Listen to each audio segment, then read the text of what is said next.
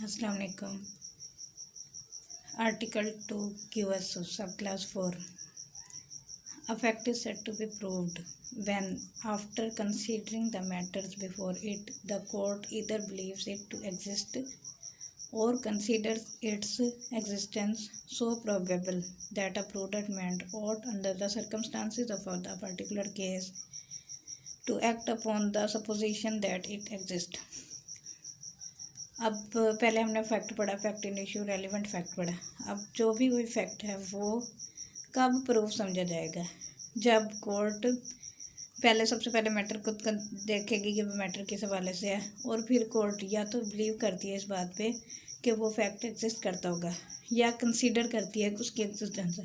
अब बिलीव करने और कंसीडर करने से मुराद क्या है कि बिलीव से मुराद ये कोर्ट को खुद ही यकीन हो जाता है कि भाई वो जो फैक्ट हुआ है या जो बात on the face of record है वो एक्चुअल में ऐसा ही हुआ होगा।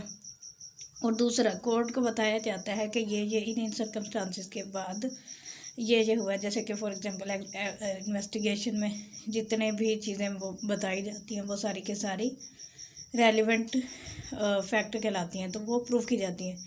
इसकी आसान एग्जांपल वो बाद में बताती हैं, पहले इसको कंप्लीट करते हैं कि कंसीडर करती है इसकी एग्जिस्टेंस की सो प्रोबेबल कि मुमकिन है कि प्रूडेंट मैन मतलब एक आम आदमी जो कि अक्ल समझ रखता है, वो इन हालात में इस पर्टिकुलर केस में ऐसा ही करेगा। कोर्ट इस बात को बिलीव करती है या फिर कंसीडर करती है इसके एग्जिस्टेंस को, to act upon the supposition that it exist, कि फिर वो कोर्ट इस बात पर अमल करती है कि वो इस मफरूज़े के ऊपर सपोज करती है कि ये जो बात है वो ऐसा ही हुआ होगा।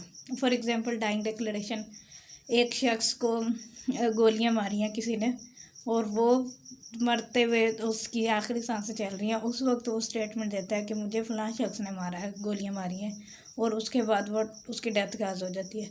तो ये बात प्रिज्यूम की जाती है कि कोई भी मरता हुआ शख्स झूठ नहीं बोलता है।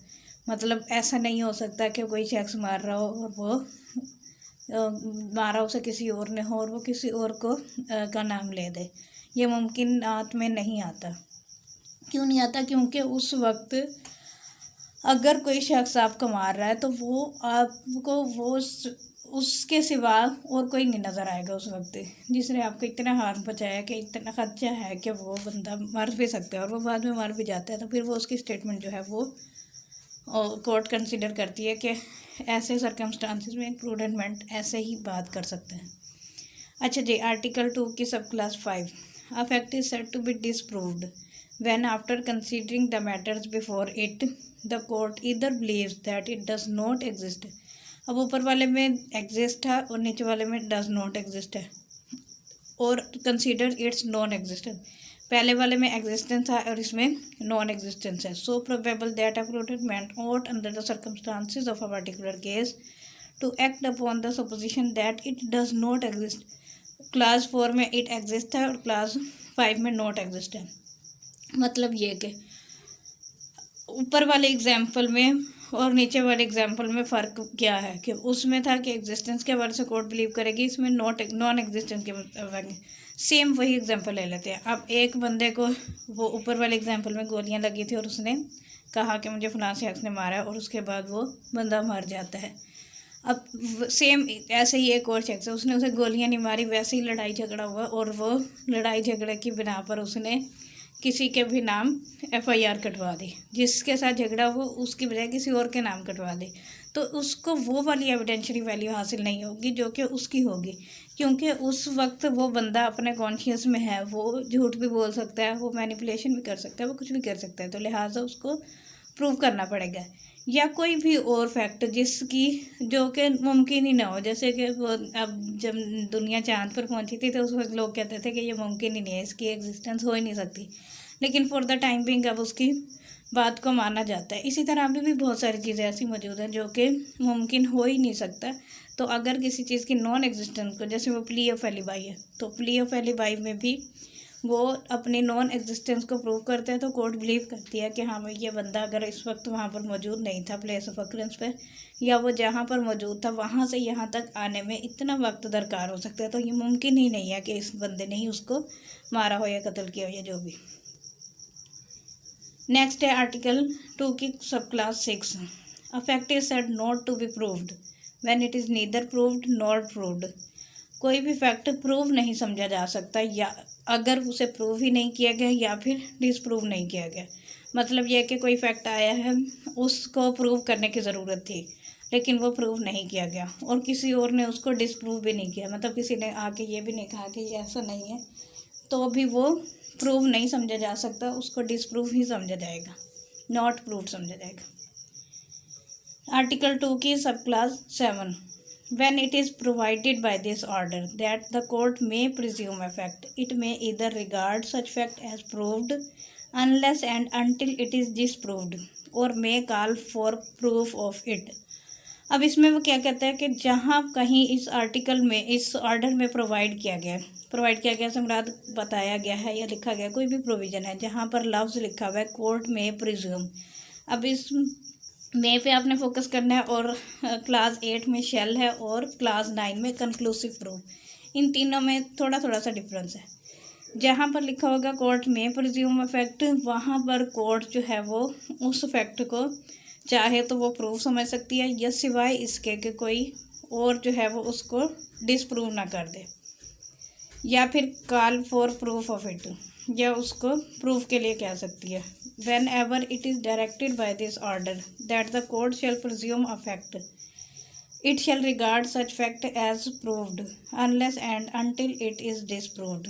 जब कहीं पर भी ये बात लिखी गई होगी इस ऑर्डर में कि कोर्ट शैल प्रिज्यूम, शैल मतलब मैंडेटरी, के कोर्ट ने लाजिम ही प्रिज्यूम करना है, it shall regard such fact as proved, तो फिर कोर्ट जो है उस फैक्ट को प्रूव्ड ही समझेगी, unless and until it is disproved, सिवाय इसके कि उसको डिसप्रूव ना कर दिया जाए।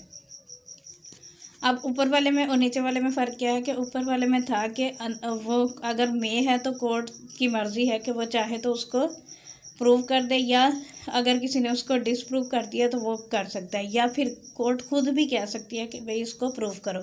लेकिन जहाँ पर शेल है वहाँ पर कोर्ट खुद नहीं कह सकती कि उसको प्रूव करो, कोर्ट ने उसको प्रूव्ड ही समझना है सिवाय इसके कि कोई और उसको डिसप्रूव ना कर दे। ये एक्सेप्शन है अनलेस वाली। आर्टिकल 2 की sub class 9। When one fact is declared by the order to be conclusive proof of another, the court shall, on proof of the one fact, regard the other as proved and shall not allow evidence to be given for the purpose of disproving it। अब जब एक fact इस order ने declare कर दिया conclusive proof, तो court जो है वो लाजमी तौर पर उसको प्रूफ समझेगी और इसको के हवाले से अलाउ नहीं करेगी कि उसको कोई भी डिसप्रूव करे। अब इसकी एग्जांपल मैं बाद में देती हूँ, पहले इन तीनों का डिफरेंस देख लेते हैं। जहाँ पर मे लिखा होगा तो वहाँ पर कोर्ट चाहे तो प्रूव करने के लिए कह सकती है या कोई और उसको डिसप्रूव भी कर सकता है या उसको कोर्ट प्रूफ भी समझ सकती है। जहाँ पर लफ्ज़ शेल लिखा होगा वहाँ पर कोर्ट डिसप्रूव करने के लिए नहीं कह सकती लेकिन कोई और उसको डिसप्रूव कर सकता है। जहाँ पर कंक्लूसिव प्रूफ होगा वहाँ पर कोर्ट ने उसको लाजमी ही प्रूफ समझना है और कोर्ट किसी और को अलाउ ही नहीं करेगी कि उसको डिसप्रूव किया जाएगी। इसकी बेहतरीन एग्जांपल आर्टिकल 128 कंक्लूसिव वो लेजिटिमेसी ऑफ चाइल्ड वाली है, उसमें कंक्लूसिव प्रूफ लिखा हुआ है कि अगर किसी शख्स की शादी होती है तो वह शादी के बाद जो बच्चे होते हैं तो वो लेजिटिमेट ही हो गए, मतलब ये कंक्लूसिव प्रूफ होता है कि वो बच्चे उसी कपल के हैं जिनकी शादी हुई है। मज़ीद आगे competency witness next. Thank you.